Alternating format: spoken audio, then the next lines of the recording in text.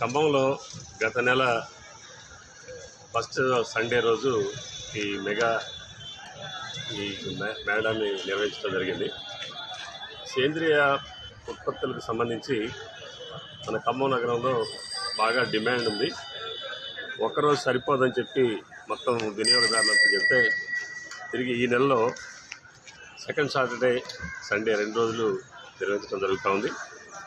ఇది ప్రతి నెల 2 రోజుల పాటు ఖమ్మంలో ఈ మెగా ఆర్గానిక్ మేళా నిర్వహించబడుతుంది.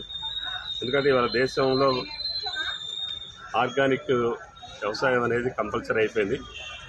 ఆర్గానిక్ వ్యవసాయం చేయకపోతే ఈ కెమికల్ ఫెర్టిలైజర్స్ పెస్టిసైడ్స్ వాడటం వల్ల నేల సారవంతం అంతా కూడా పోతూ ఉంది. నిస్సారవంతం అయిపోయి భవిష్యత్తులో ఫెర్టిలైజర్ వాడినా కూడా పంటలు పండినటువంటి పరిస్థితి ఎడారిగా మారిపోయే పరిస్థితి కనపడతా ఉందని సైంటిస్టులు చెప్తా ఉన్నారు. పైగా ఈ ఫెర్టిలైజర్ పెస్టిసైడ్స్తో పండినటువంటి పంటలు తినడం మూలన ఇవాళ అల్సర్ దగ్గర నుంచి క్యాన్సర్ వరకు అనేక రోగాలని ఇవాళ ప్రజలు ఆ రోగాల బారిన పడి లక్షల రూపాయలు ఇవాళ హాస్పిటల్కే ఖర్చు పెట్టడం జరుగుతూ ఉంది. అందుకనే ఒక పక్క పర్యావరణం చెడిపోతూ ఉంది, ఒక పక్క నేల సారం తగ్గిపోతూ ఉంది, మరొక పక్క ప్రజలు ఈ ఫుడ్ తిని అనారోగ్యానికి గురవుతున్నారు. అందుకనే భవిష్యత్తు తరాల కోసం అయినా సేంద్రియ వ్యవసాయం చేస్తున్నటువంటి పరిస్థితి వాళ్ళ దేశంలో దాపరించింది. ఇదేదో కొత్తది కాదు. మన తాతలు ముత్తాతలు అంతా కూడా ఆ రోజు ప్రకృతి వ్యవసాయం సేంద్రియ వ్యవసాయం చేశారు. ఆ పంటలు తిని చాలా ఆరోగ్యంగా ఉన్నారు, ఎవరికి ఏ జబ్బులు రాలేదు. కానీ ఇవాళ దిగుబడి పెంచాలనే దాని మీద హైబ్రిడ్ విత్తనాలు లేకపోతే ఫెర్టిలైజర్స్ పెస్టిసైడ్స్ రావటం మూలన దిగుబడి అయితే పెరిగింది, కానీ దాంతోపాటు జబ్బులు కూడా పెరిగాయి, చనిపోతూ ఉన్నారు.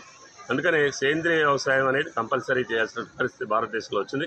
దీనికి ప్రభుత్వాలు కూడా ఎంతో కొంత సహకారం చేస్తూ ఉన్నాయి, ప్రోత్సహిస్తున్నాయి.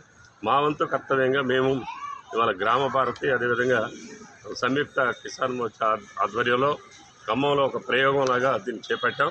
ఇది సక్సెస్ఫుల్గా నడుస్తూ ఉంది. ఈరోజు ఈ మేళాని ఈ జిల్లా వాసినటువంటి తెలంగాణ రాష్ట్ర వ్యవసాయ శాఖ మంత్రులు తుమ్మల నాగేశ్వరరావు స్వయంగా వచ్చి ప్రారంభించడం జరిగింది. ఆయన కూడా రాష్ట్ర ప్రభుత్వం నుంచి సేంద్రీయ వ్యవసాయాన్ని ప్రోత్సహించడం కోసం మేము అనేక రకాలైనటువంటి స్కీములు తీసుకొస్తామని చెప్పడం జరిగింది. దీన్ని అన్ని రైతు సంఘాలు కూడా దీన్ని ఒక ఉద్యమంలాగా రైతులను కూడా సేంద్రీయ వ్యవసాయం చేసేటట్టుగా రైతులు ప్రోత్సహించాలి.